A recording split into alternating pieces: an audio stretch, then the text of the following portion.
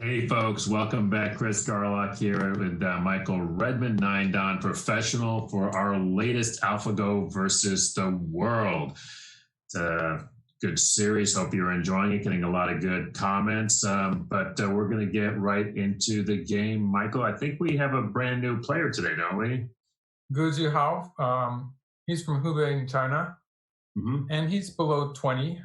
So he was born in 1998. So I think that makes him 18. And he's another world champion, but he's not yet. He was a world champion in 2017. So he was close enough. Oh, it's I wouldn't mind being that close. That works for me. I think he's a bit more of the orthodox player. He plays tight shimaris a bit and stuff like that when he has black. But in this game, he has white. Well, let's see how it goes. It was one of the games where I was really surprised because it was one of the games where I see a 3-3 point that I didn't expect. Okay. Invasion, that is. Yeah. But it takes a bit to get to that. So we can just jump into the game, I suppose. Yeah, let's do it. So AlphaGo Master has black. And you can see again, black is playing the star point and the 3-4 point, which is what AlphaGo likes to play in this version. It really seems to like this, although it's not confined just to the one variation. One interesting thing about Master is that it does play different moves without the human player having to change the game. Like the Master can play different moves on its own, but it does seem to like this opening. And when white has played this star point in the lower left, it likes to play this big shimari, the 2-space shimari. You will remember that a lot of players were playing this 3-4 point, and then AlphaGo would play the large knights move. Right. When it plays, in this case, I think I've seen it play the Kakari first, and also I have seen it play this big shimari immediately. So I think it's just plays one of those two. And then white plays there. This is pretty standard way of reducing the value of black's corner enclosure in the upper left towards this side on the left side. So it's a way for white to reduce the value of the left side while getting a good position in the lower left corner. And black plays a shoulder head. This is just a move that the master version of AlphaGo played so much, and then it would jump here, which it in the 0 version, it stopped doing that. So it's something interesting here that went away. So maybe this move also has something to do with the fact that Master did originally start with human games. I don't know. It didn't jump. It would play the shoulder hits sometimes, but when white pushes like this, quite often you would see, I think more modern programs will play away. Like I've marked A and B here as possible moves for black. But AlphaGo likes to jump.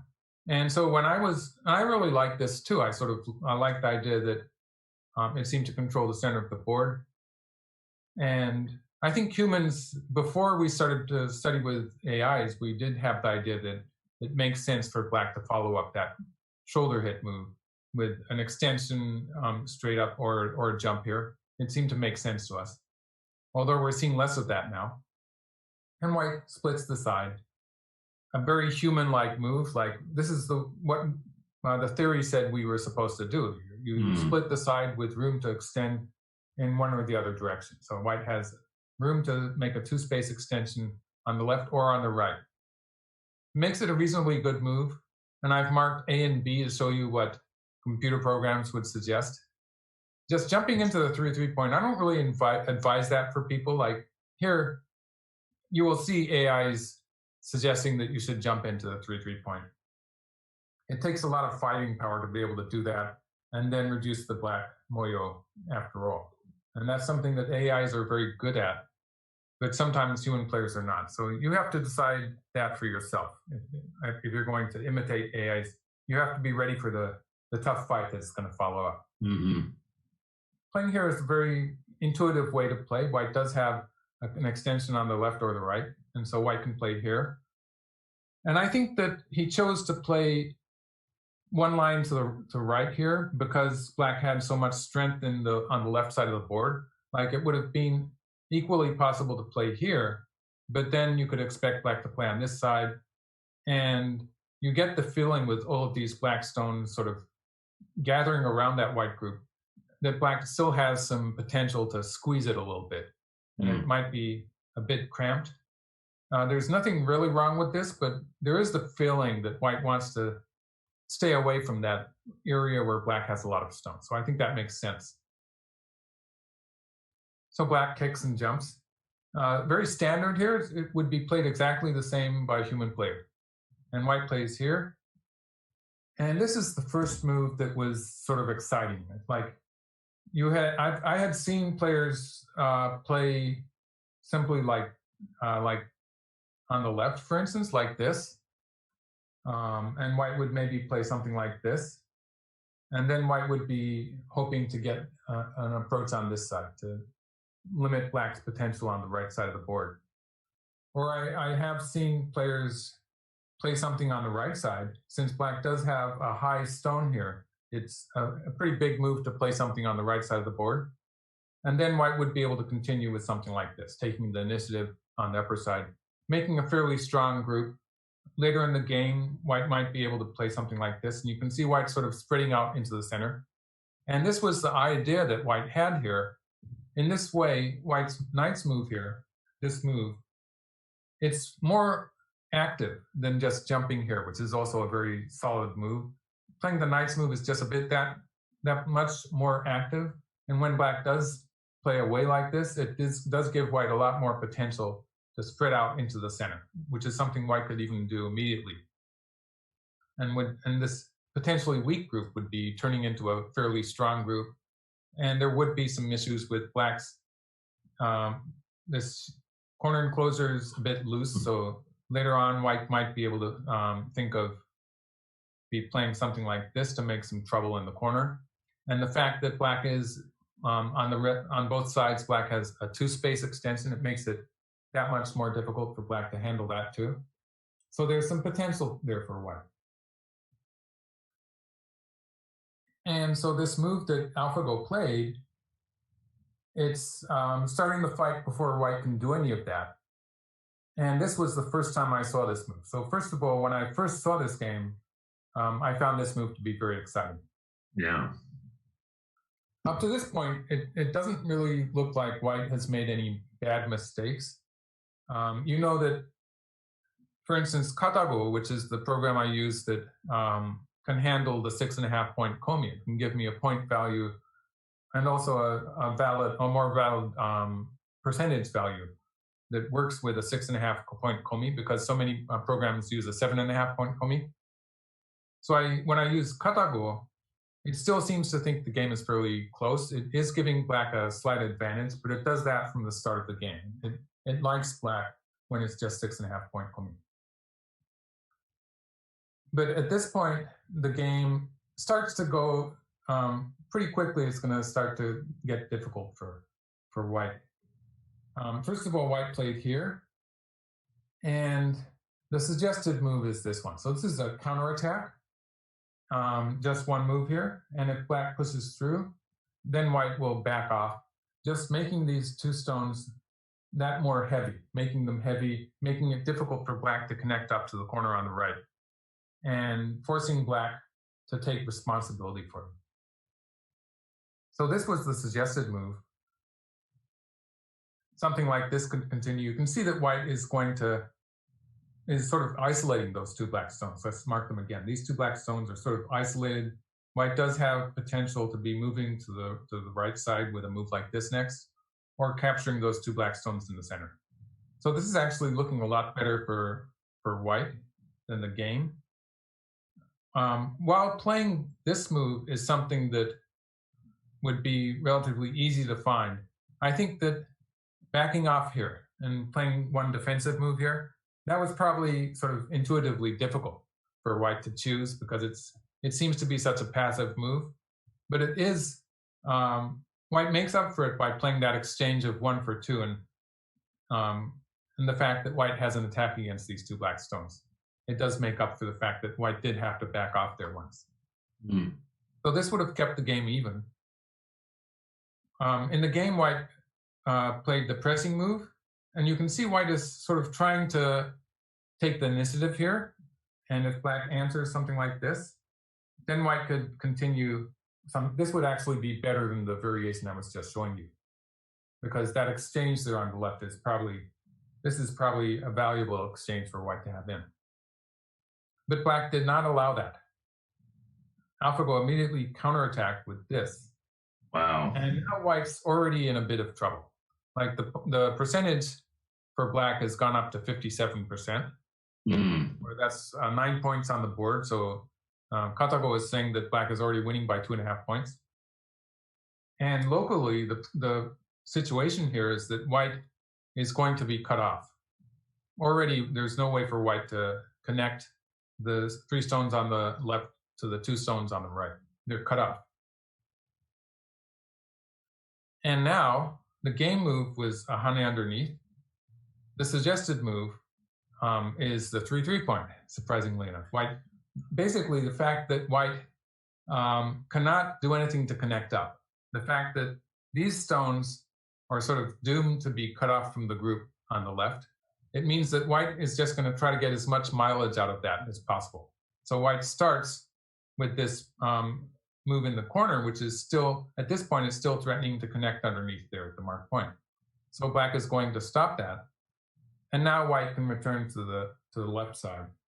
And the idea is that white is just going to sacrifice those 2 stones and have some potential towards the corner. So you can see that if we just imagine that this exchange of 1 for 2 was not on the board, after all this stuff happens on the left, it's not going to be forcing anymore.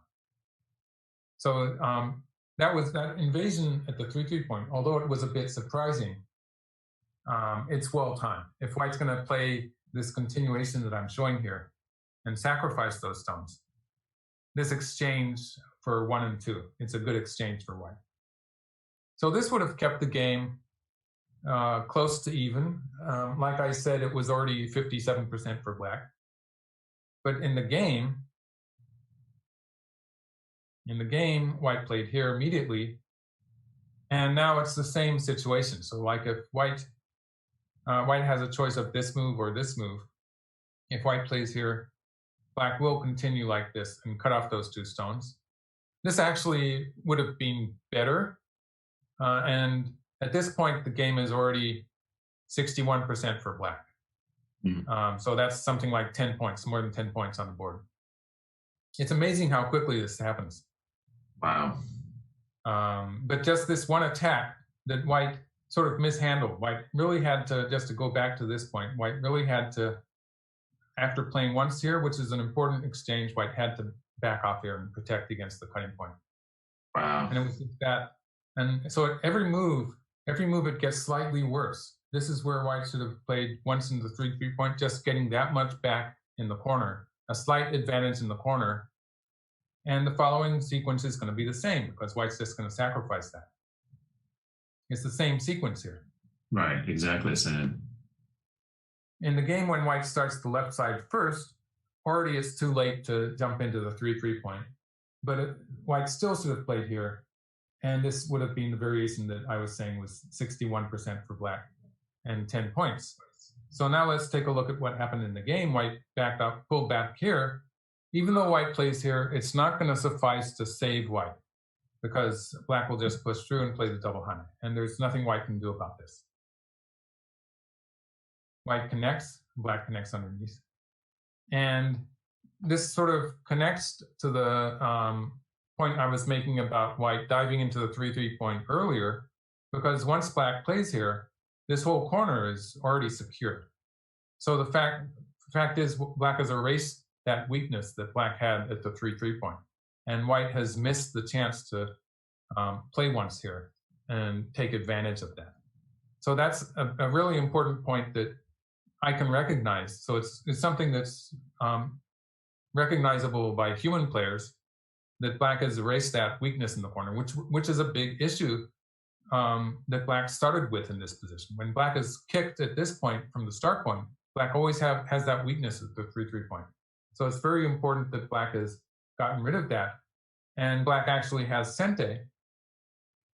And later on, if black extends down here, arguably that white group still will only have one eye. So like if, let's show you the sequence. If black plays here, this is just an endgame sequence. If black plays like this, then like this, obviously white's not going to die, but white does have to make a second eye there somehow.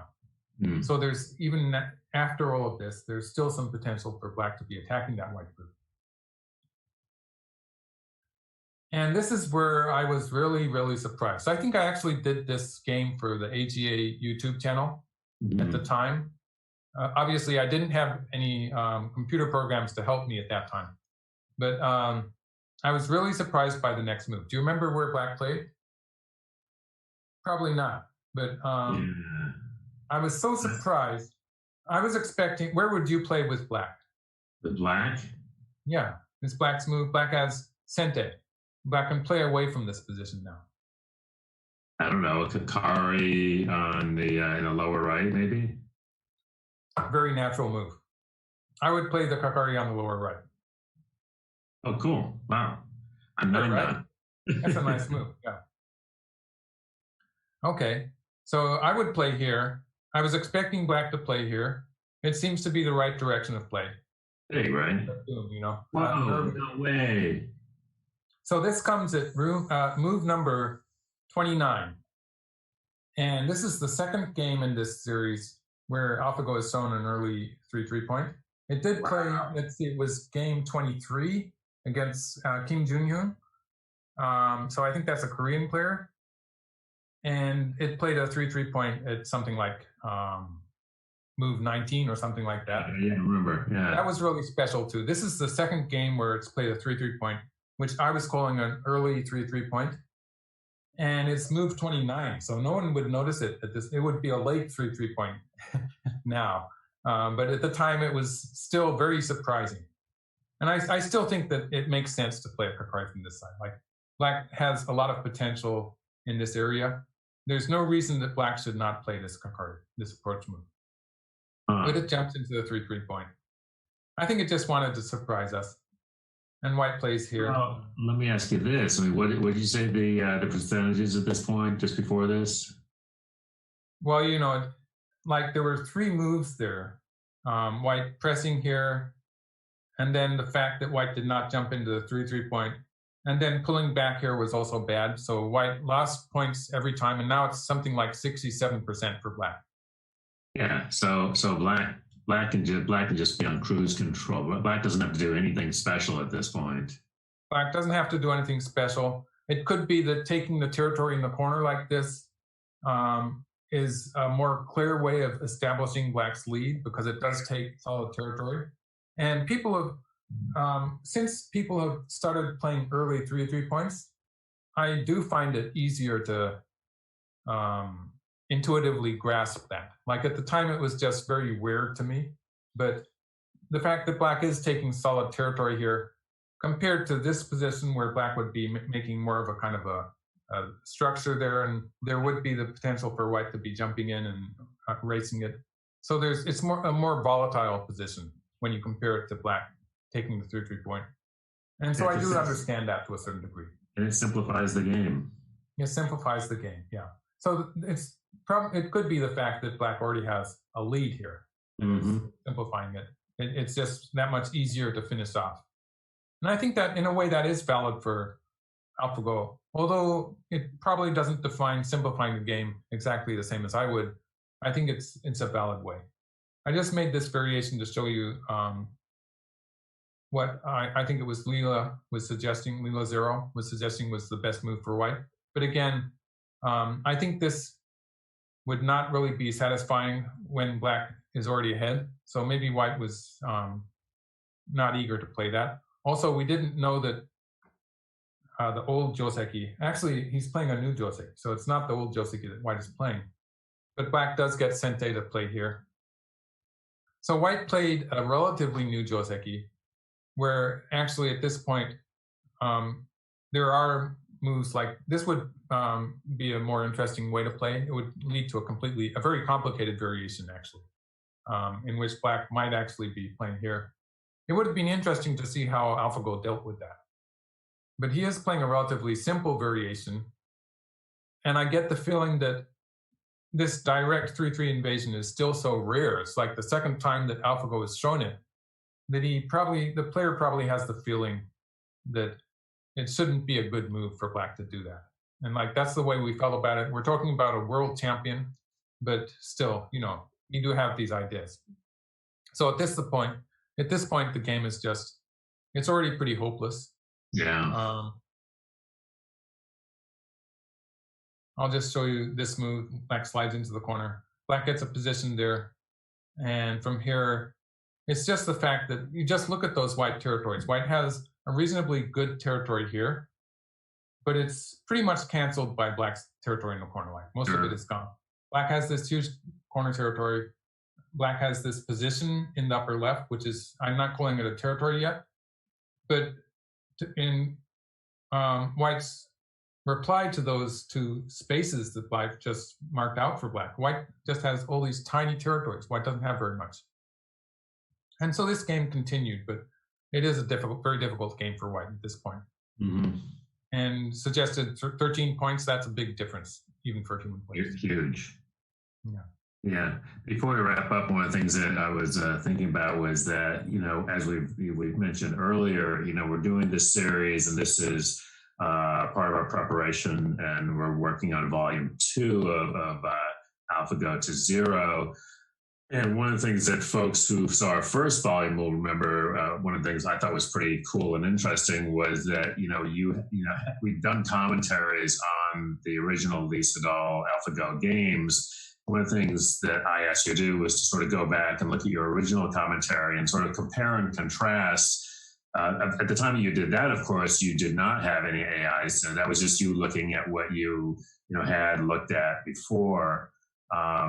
And so it's going to be very interesting, and you know, where we did do commentaries earlier for you to really compare and contrast with your previous commentaries. Well, yeah, in some cases, actually, I might be catching on fairly well in the earlier commentaries too. But I wouldn't be surprised if in this case, I do think I made you might search for it actually. I do think I made a commentary for this. And I wouldn't be surprised if my reaction to all that stuff that happened in the upper side was a big question mark. Like I probably had trouble finding a good reply for white. Okay, so let's take a look. It'll be interesting in that I don't really know what to do for white in that position. Probably. Right. That's my guess. Okay, well, we will take a look at it. Cool. All right. Thank you, Michael. And folks, hope you're enjoying these. And we will be working our way through all 60 games. So spread the word, and we will see you next time.